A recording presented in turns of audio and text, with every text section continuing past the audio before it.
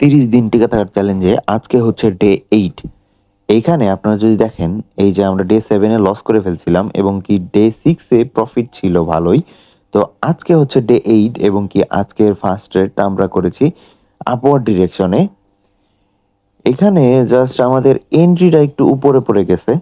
That's why এখানে হয়তোবা আমাদের লস হবে, কিন্তু এটা গ্রিন কালার ক্যান্ডেল দিবে। তো লস হয়ে গেল। কোনো প্যারা নাই, আমরা হচ্ছে নেক্সট ডে আবার হচ্ছে মিডলিং ট্রেড করব এখান থেকে। এটা ক্লোজিং দেখবেন একদম উপরে গ্যাপের একটা লেভেল আছে, হিডেন লেভেল। তো ওই লেভেলে গিয়ে এটা ক্লোজ করবে। আমি খুব শিওর যে এটা হচ্ছে যত যাই করুক আপওয়ার্ড ডিরেকশনে গিয়েই ক্লোজ করবে। তো দেখতে থাকেন লাস্ট পর্যন্ত, এটা হচ্ছে আপওয়ার্ডেই ক্লোজ করবে এবং কি আমরা হচ্ছে এই প্রফিটটা হইলে আমরা আগের লসটা রিকভার হবে।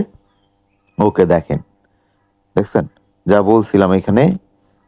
ওকে, শেয়ার শট। আপনাদের কাছে এই চ্যালেঞ্জিং ভিডিওগুলো কেমন লাগতেছে এটা অবশ্যই আপনারা কমেন্টে জানাবেন আমাদেরকে।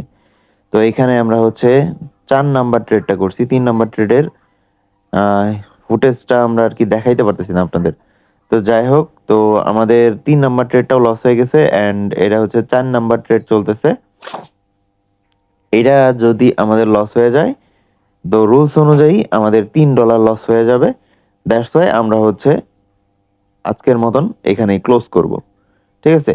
কারণ আমাদের যতই লস হোক, আমরা এই সেলটা যদি একদম মেইনটেইন করতে পারি, তাহলে আর আমরা লসে যাব না। আপনি যদি শিখতে চান, তাহলে এখান থেকে অনেক কিছু শিখতে পারেন। আপনার কাছে কেমন লাগতেছে এই বিষয়টি? তো অবশ্যই আপনারা কমেন্ট করে জানাবেন। এবং কি আপনাদের কমেন্টের ফিডব্যাক অনুযায়ী আমরা হচ্ছে ভিডিও আনবো সামনে।